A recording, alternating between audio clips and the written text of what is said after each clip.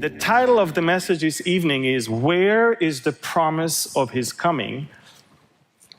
And unfortunately, this is one of the biggest questions that a lot of either non-believers or very big doubting believers are asking themselves. But before we dive into that one, who would believe that in less than 2 years, the United States of America pulled out of the Iran deal, imposed very harsh sanctions on Iran's oil and metal industry, moved its embassy to Jerusalem,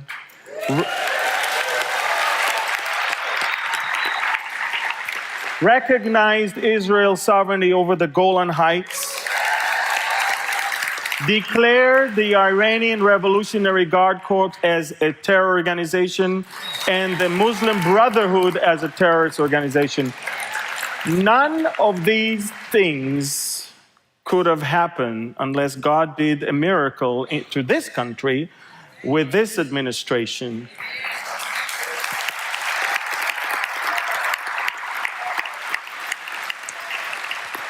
And you don't have to be in love with the personality of a specific leader. You have to look at the policy of the leader.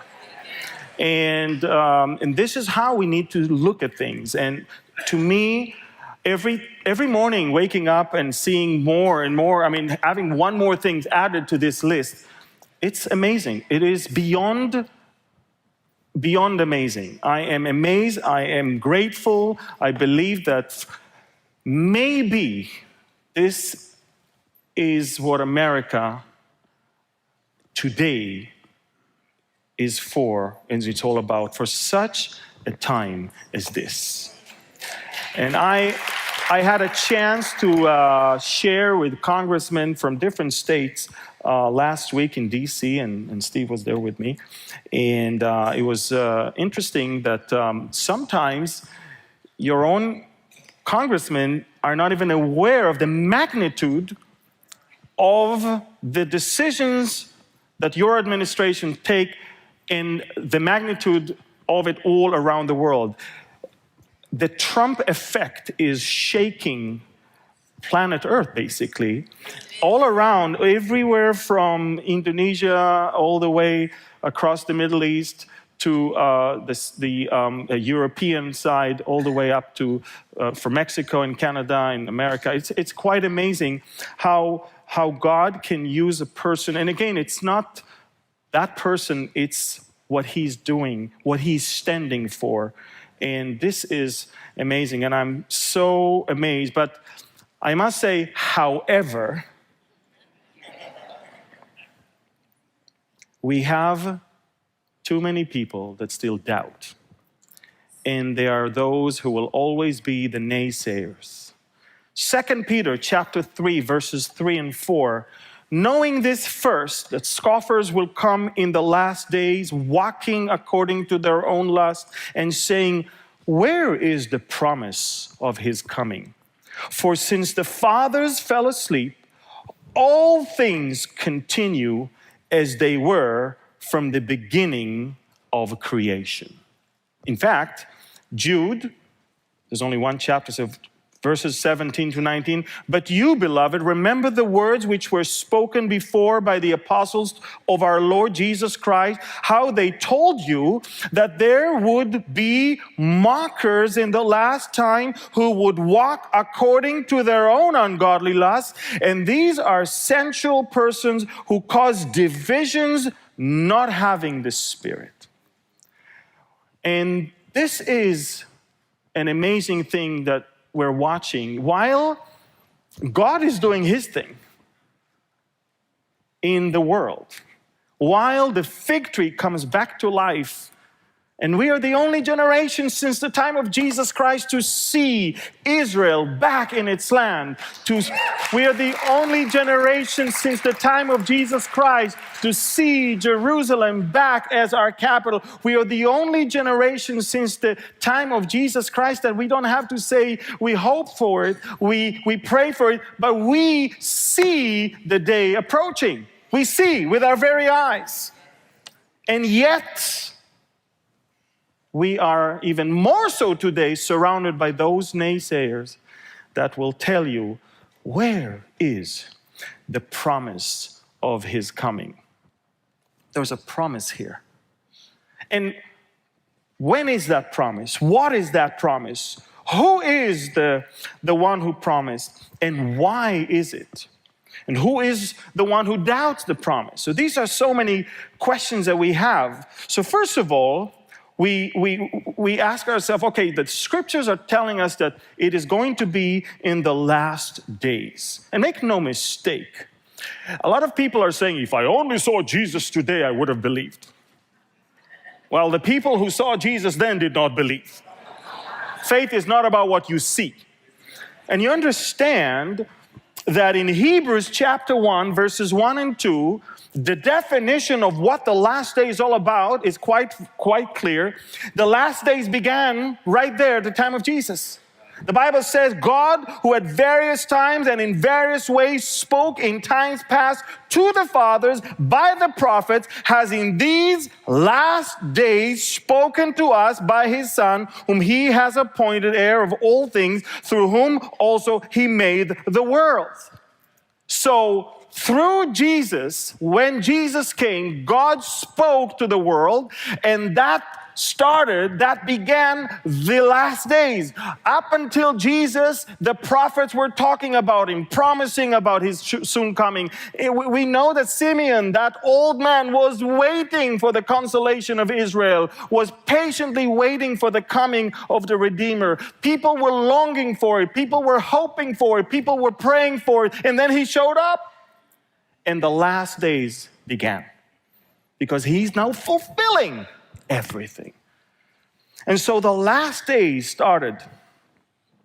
And who are those people that are mocking, doubting, the scoffers? The Bible says in Jude, these people, these mockers, these people would walk according to their own ungodly lusts.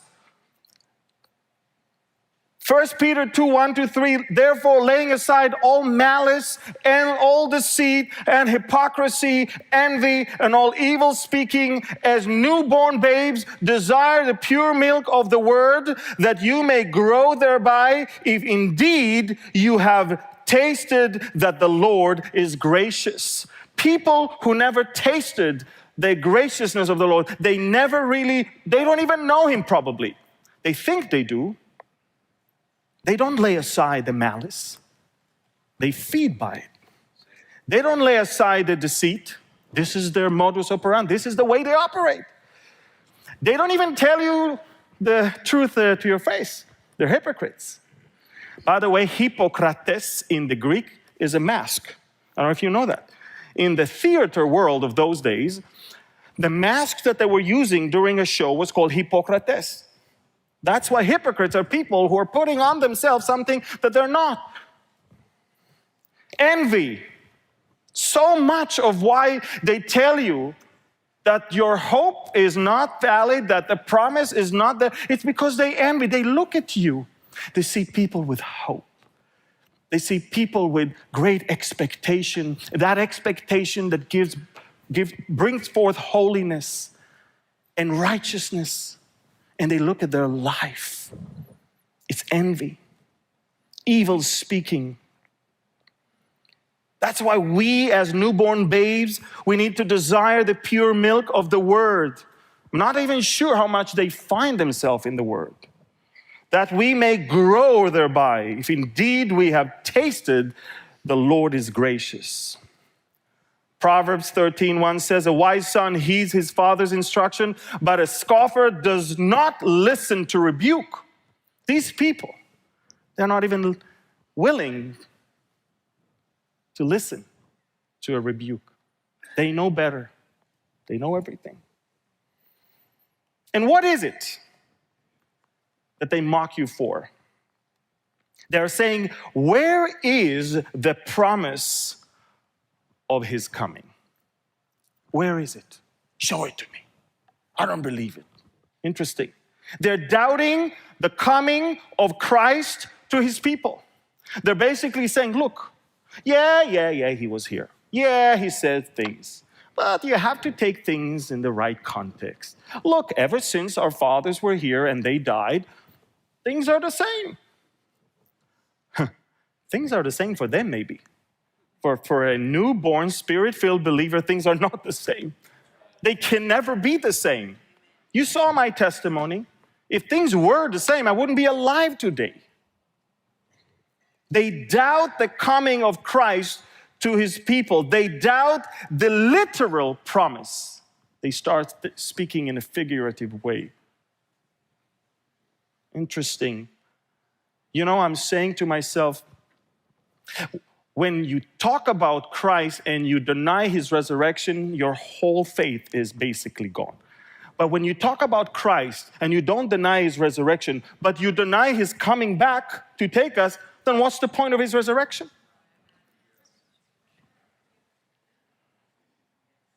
Doubting the literal promise of his physical return to this earth, not to touch earth with his feet yet, but to meet us in the cloud and take us to be with him. John 14. So where I am, you will also be. Not where you are, I'm coming to be so too. He says, I will take you and receive you unto myself. This is a very interesting word in the Hebrew and in the Greek. To receive is to take to yourself. It's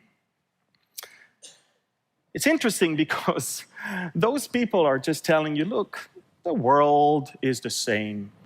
It's all the same from the time of our fathers. Nothing is changing. These are the same people who are really acting as in the days of Noah, basically, if you really think about it. Everybody knows that in the days of Noah, there were very few people that prepared themselves for something great. Yet the rest of them, what is it that they did? The Bible says in Matthew 24, but as the days of Noah were, so also will be the coming of the Son of Man be. For as in the days before the flood, they were eating and drinking, marrying, giving in marriage, until the day that Noah entered the ark. Which is an amazing picture of us being taken out of here. And did not know until the flood came and took them all away, so also will the coming of the Son of Man be. They just didn't want to hear what Noah had to say. They didn't want to listen to the warnings that God, through Noah, was speaking to the people. So just like those scoffers, okay, you know, everything is the same. And why are they doing that, do you think? To put people to sleep and steal their hope.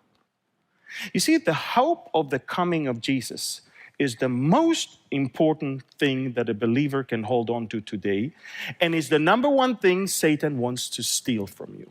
And he is going to use people, sometimes from within, most time from outside, but he will always bring those scoffers to always tell you, where is the promise of his coming? They doubt his promises. They doubt his appointed times. And they doubt the redemption of our bodies. You see, they don't say, oh, I don't believe we are saved or redeemed. They don't understand that there is awaiting for us another redemption, not the redemption of our soul, but the redemption of our body. In Romans chapter 8, it says so. We better not get used to this body. This is a very lowly body, the Bible says. I don't know if you know that. Put your picture next to you, picture from 20 years ago next to you. You're dying. You look terrible today compared to 20 years ago. Put as much makeup as you want, go to the best plastic surgeon. You will never be like 20 years ago. And let me tell you, folks, because this is a lowly body, the body that is in the process of decay. This body he must wear incorruption in order to make it to heaven. We will smell bad in heaven. in this body. We have to have a new body in order to get there. So there has the promise that he will come, the promise that there is a set time, and the promise that he will take us as we are right now. The redemption of our body. These are the tactics of the enemy. So many churches around the world teach universalism. Universalism, everybody's saved. That's it. Through one man, sin came to the world. Through another one, redemption and salvation came to the world. That's it. All men are saved. In fact, there is one theology called the finished work eschatology. It's one of the worst things I've ever heard, originating from the United States and poisoning the whole world with short little video clips of basically saying that all has been fulfilled already in the year 70 AD. Thus, don't expect a rapture, don't expect tribulation, there is no heaven, there is no earth, there is no nothing. Looking around, if this is it, I'm pretty disappointed, I must say. You know, I have a friend, a pastor, dear friend.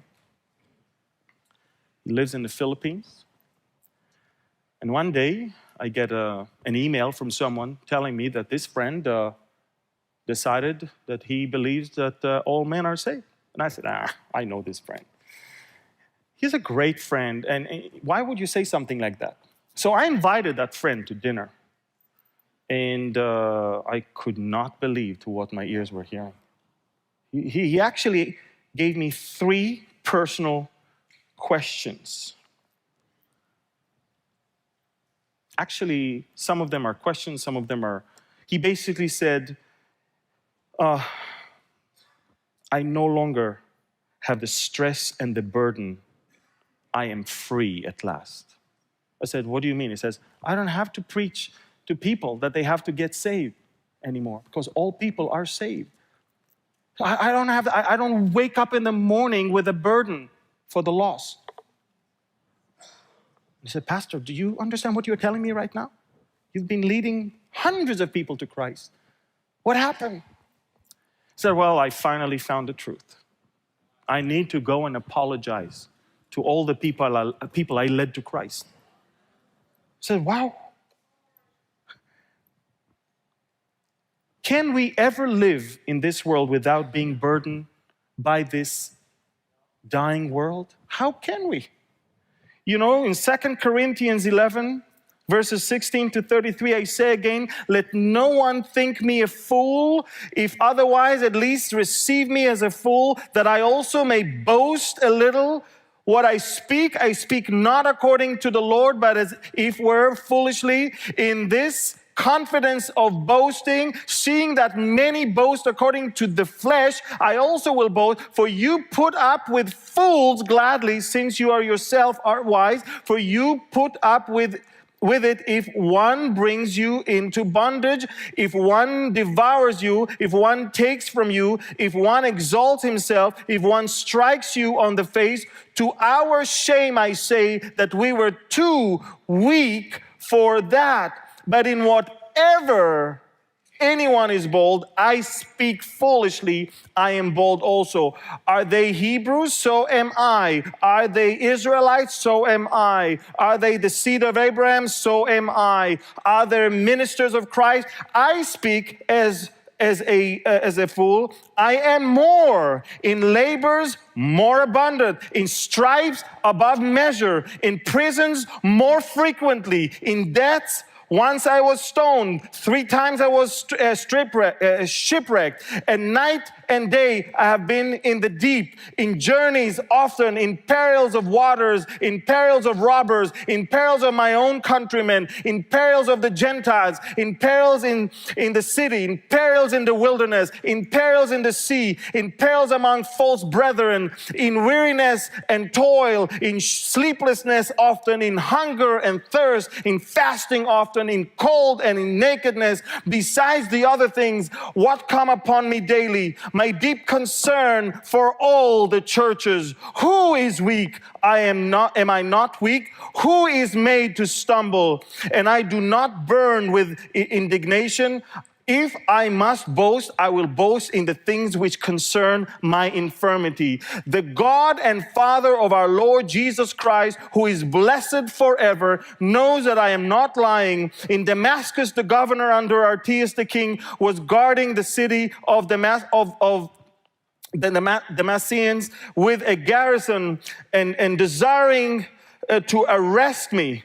But I was let down in a basket through a window in the wall and escape from his hands. That's someone who was burdened. This is true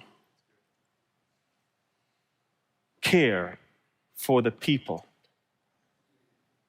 How can we wake up in the morning thinking, everybody's saved, I don't need to do anything anymore?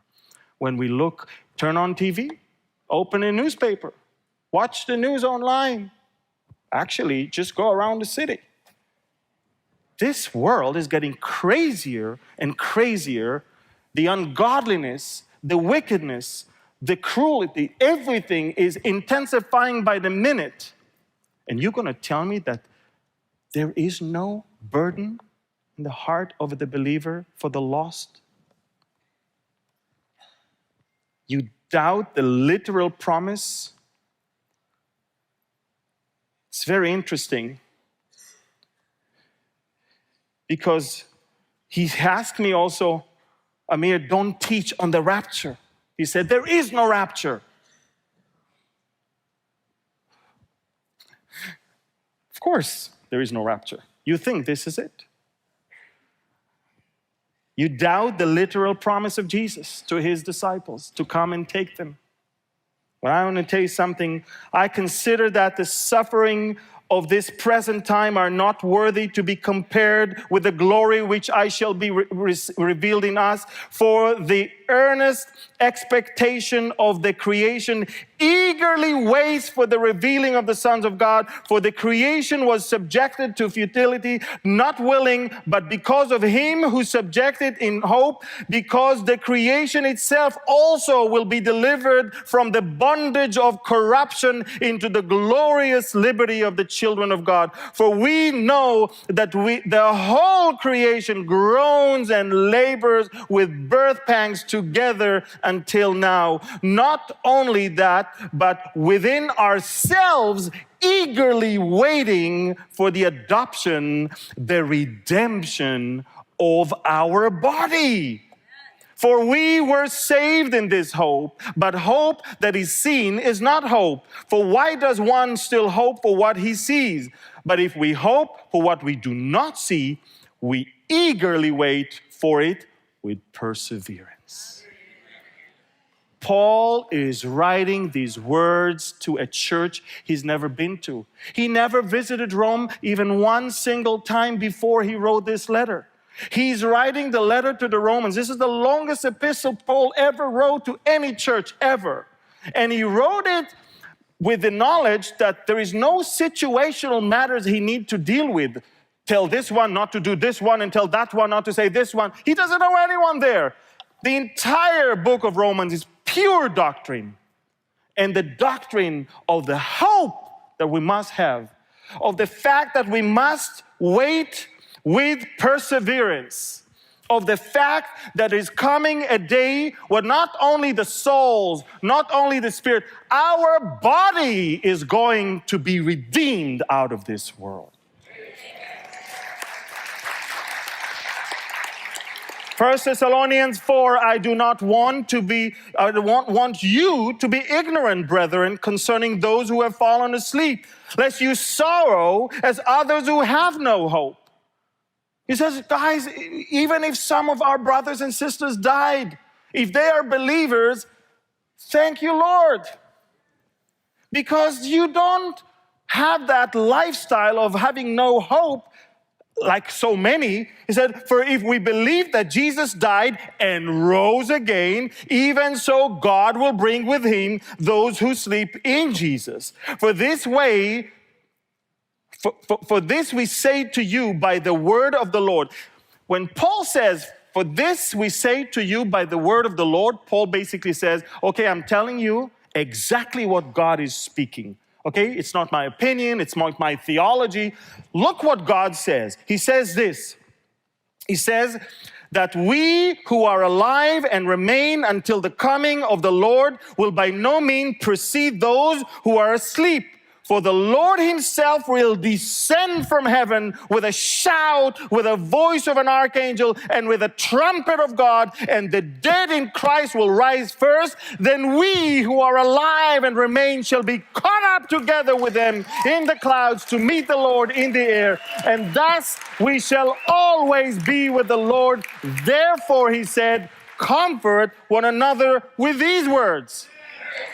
Every day, remind yourself that your citizenship is not here anymore. You have a heavenly citizenship. When you die, you don't die, you go home. Going home where you belong. Okay? When somebody dies here, he just falls asleep. And it's interesting, you know, when your child falls asleep in the living room and you take him all the way to his bedroom, he wakes up in his bedroom. We fall asleep here, we wake up there. Good deal. And that's the comfort we need to comfort one another with these words. Don't listen to those naysayers. Don't listen to those. They are scoffers and they are mockers. The easiest thing to mock in our faith is the rapture. Why?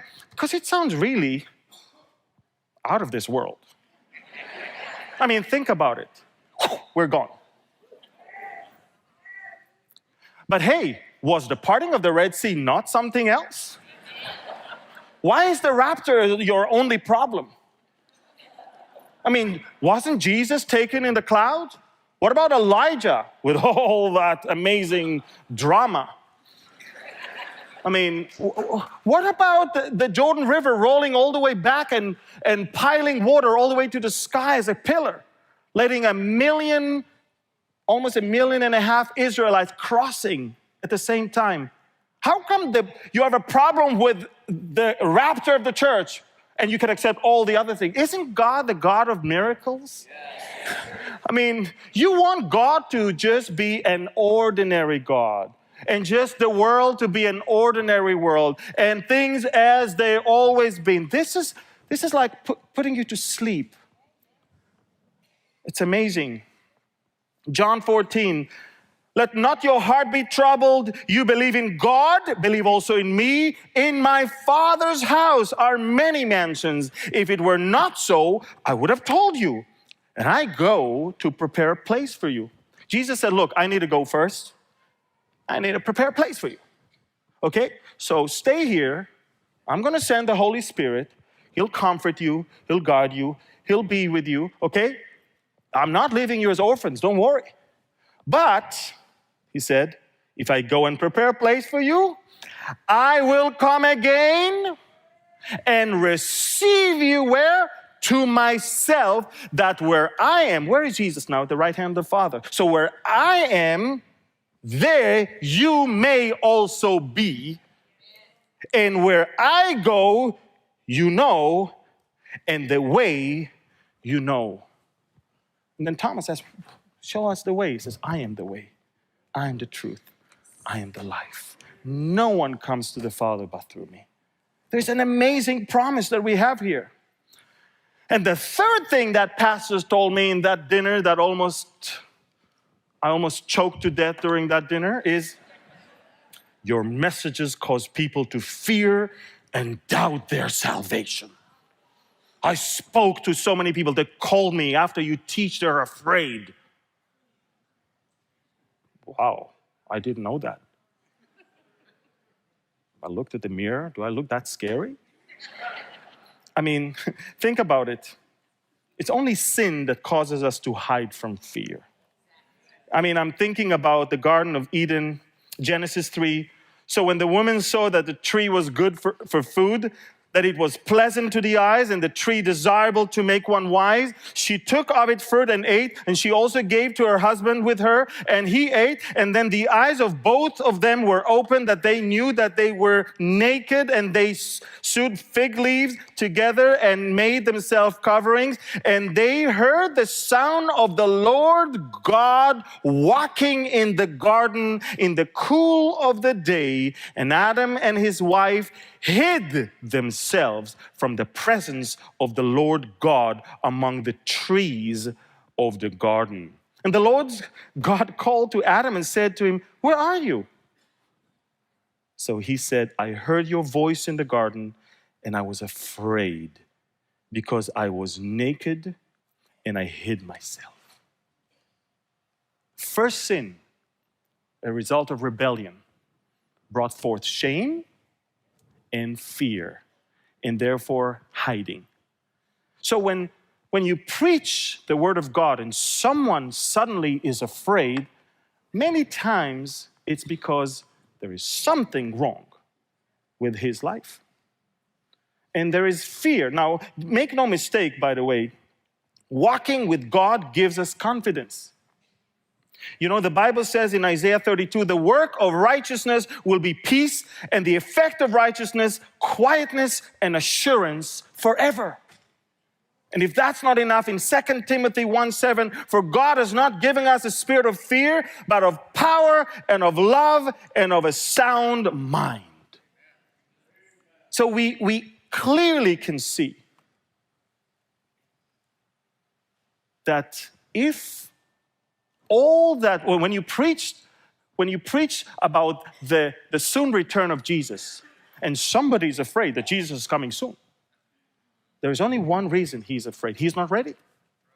He is not ready. You know, Bible prophecy is not to scare, but it's to prepare. You have to remember that. The Bible wants us to learn what patience is all about. You know, we give God time. You know, and it's something we need to remember. People think that God is late. Excuse me, I'm still here. What's going on here? Well, you know what? God has appointed times. Romans 15 says, for whatever things were written before were written for our learning, that we, through the patience and comfort of the scriptures, might have hope. Now may the God of patience and comfort grant you to be like-minded towards one another according to Jesus Christ. Malachi, or some of you call it Malachi if you're Italian. Malachi 2:17.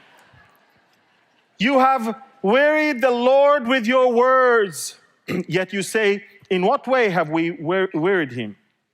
In that you say, everyone who does evil is good in the sight of the Lord, and he delights in them. Or, where is the God of justice? They're asking, they're mocking, they're doubting. Psalm 3:1-2. Lord, how they have increased who troubled me. Many are they who rise up against me. Many are they who say of me, there is no help for him in God. Amazing. David was attacked by his own people. Where is your God?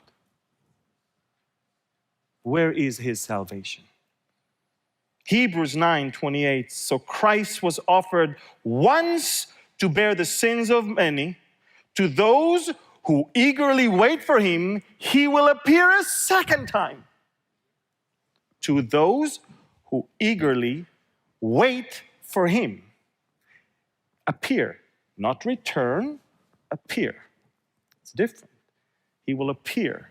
We will be taken. It's not the physical return of Christ to earth. To those who eagerly wait for him, he will appear a second time apart from sin for salvation. And Romans 8 explained the salvation of our body. 1 Corinthians 1, 4-9. I thank my God always concerning you for the grace of God which was given to you by Christ Jesus, that you were enriched in everything by him, in all utterance and all knowledge, even as the testimony of Christ was confirmed in you, so that you come short in no gift, eagerly waiting for the revelation of our Lord Jesus Christ, who will also confirm you to the end, that you may be blameless in the day of our Lord Jesus Christ. God is faithful, by whom you were called into the fellowship of his Son, Jesus Christ, our Lord.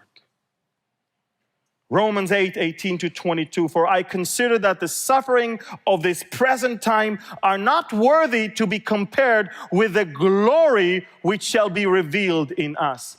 If somebody tells you that believing in the soon return of Jesus is escapism, is like, oh, that's an easy way to escape from troubles. Absolutely not. The opposite. I consider that the suffering of this present time, you acknowledge it, that there is suffering in this present time, are not worthy to be compared with the glory which shall be revealed in us. For the earnest expectation of the creation eagerly waits for the revealing of the sons of God. We need to wait. Luke 2, Simeon, what a great man. He was in Jerusalem, and he was just and devout, waiting for the consolation of Israel. All the Israelites went to the temple. All of them brought sacrifices. All of them pretended that everything is the same. All of them ignored all the words of the prophets, all the expectation for the soon return of the Messiah, soon arriving of the Messiah, excuse me. All of them ignored what Daniel said and what Isaiah said and what Jeremiah said. All of them were just living their days and their life as it's the same. And there was one man, old guy, waiting for the consolation of Israel. And the Holy Spirit was upon him. See, the Holy Spirit. If you have the Holy Spirit, that's the key to have the hope, the expectation, the endurance, the patience, all of that. Because the Holy Spirit was upon him. In those days, the Holy Spirit was not in you. You were not sealed with the Holy Spirit. It is not yet arrived as the promise was, but it would come upon people and leave people. This is why David said, do not take your Holy Spirit from me. Upon. And the Bible says it came upon him. He was upon him. It had been revealed to him by the Holy Spirit that he would not see death before he had seen the Lord's Christ, the Lord's Messiah. He said, you are going to see the Messiah before you die. And he looks all around and he could say, everything is the same. He could. But no, he was waiting for the consolation of Israel. And the Bible says that he came by the Spirit into the temple, and when the parents brought in the child Jesus to do for him according to the custom of the law, he took him up in the arms and blessed God and said, Lord, now you are letting your servant depart in peace according to your word. For my eyes have seen your salvation, which you have prepared before the face of all people, a light to bring revelation to the Gentiles and the glory of your people, Israel. And the same Holy Spirit that can never, ever say anything different, because it's the same God yesterday, today, and forever. He's the same Lord. The same Holy Spirit is telling you today that he's about to return any day now.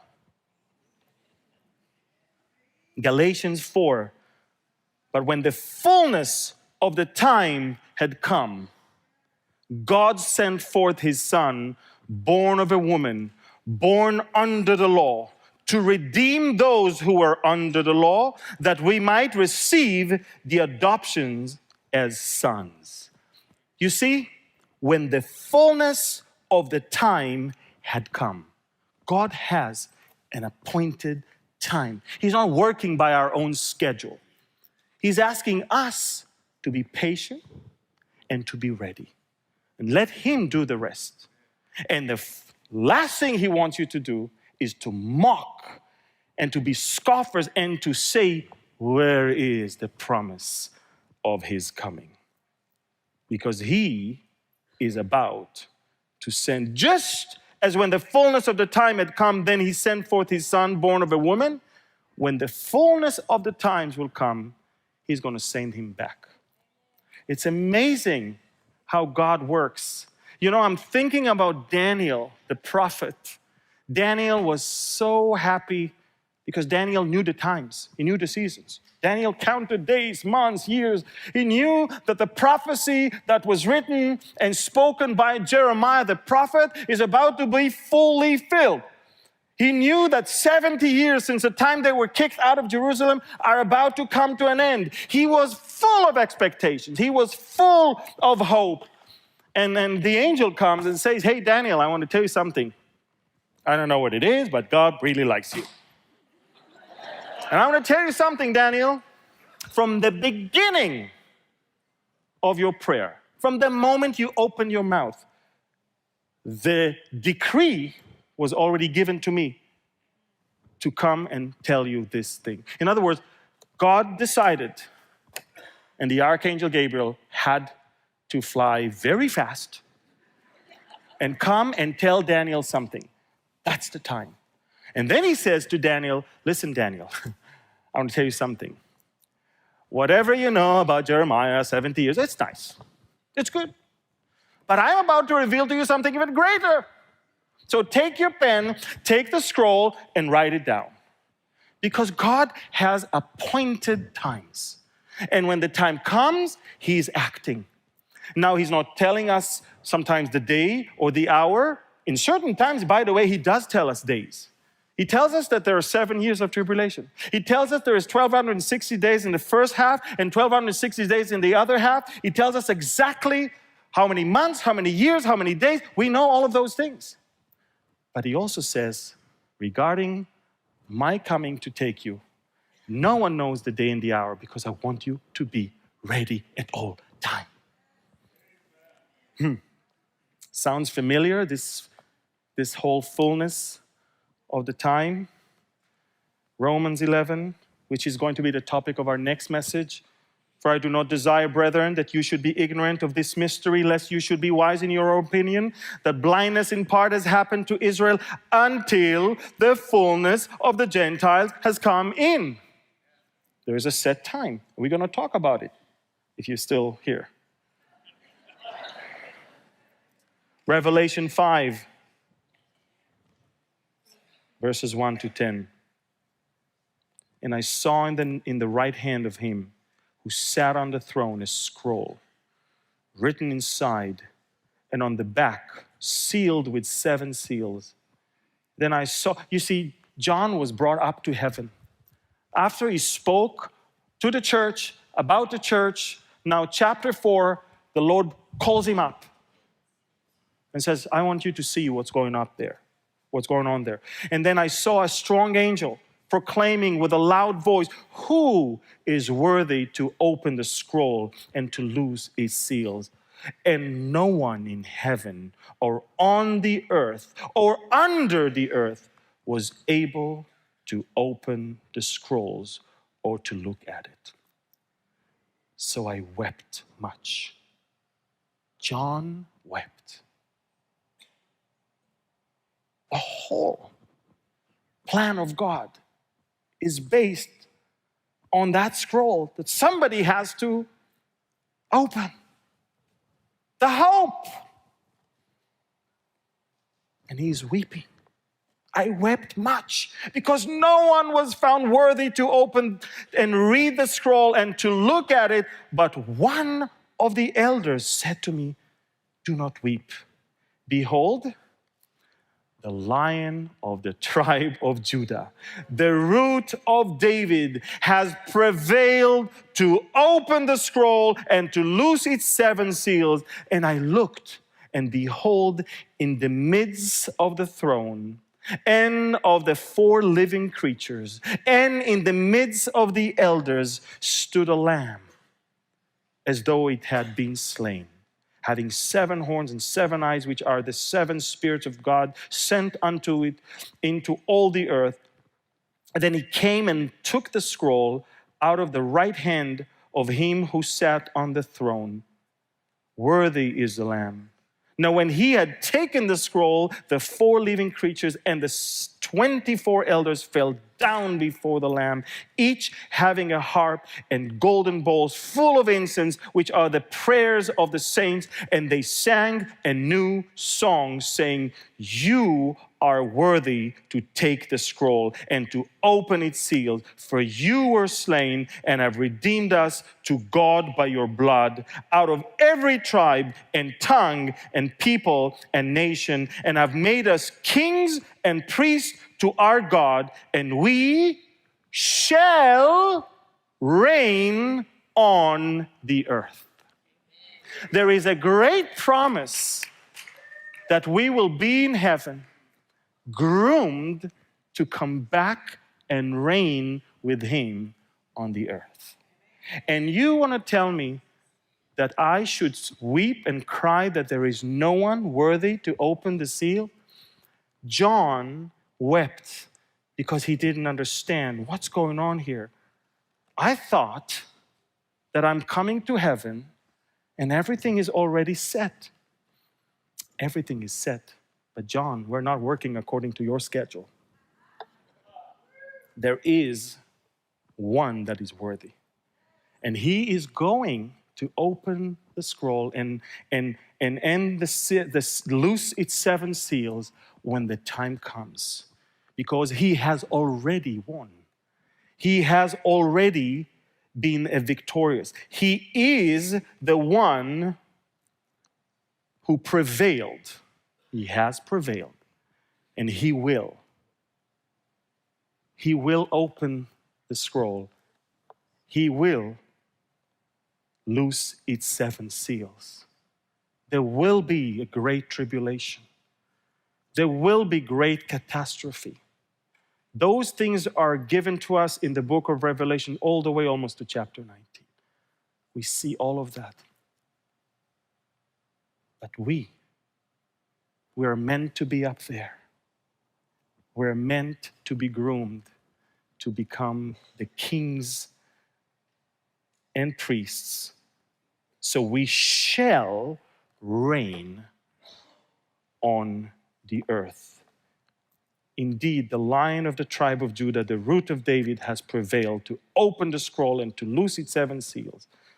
He redeemed us to God by his blood out of every tribe and tongue and people and nation, and has made us all kings and priests to our God, and we shall reign on the earth. Philippians 2:5-11, let this mind be in you, which was also in Christ Jesus, who being in the form of God, did not consider it robbery to be equal with God, but made himself of no reputation, taking the form of a bondservant and coming in the likeness of men, and being found in appearance as a man, he humbled himself and became obedient to the point of death, even to death on the cross. Therefore God also has highly exalted him and given him the name which is above every name, that at the name of Jesus every knee shall bow, of those in heaven and on those of earth and of those under the earth, and that every tongue should confess that Jesus Christ is Lord, to the glory of God the Father. He has won. So,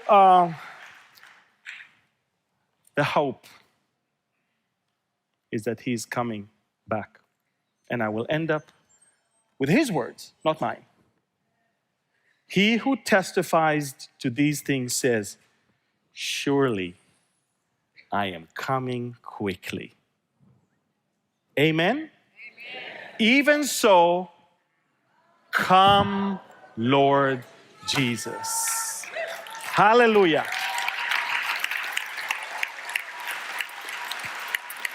So, Father, we thank you so much for this promise. We thank you that he who promised is faithful. We thank you, Father, that having the Holy Spirit, surrounding ourselves with the right people, like-minded people, being encouraged by your promises, we want to wait upon you with patience and perseverance, because the Lion of the tribe of Judah has prevailed. He has already won. And when the time comes, he will return to take us. And until then, he expects us to share the hope of his soon return everywhere, every day, to all people. And let not the scoffers mess up our mind and tell us where is the promise of his coming. He who promised indeed is faithful. In Jesus' name we pray.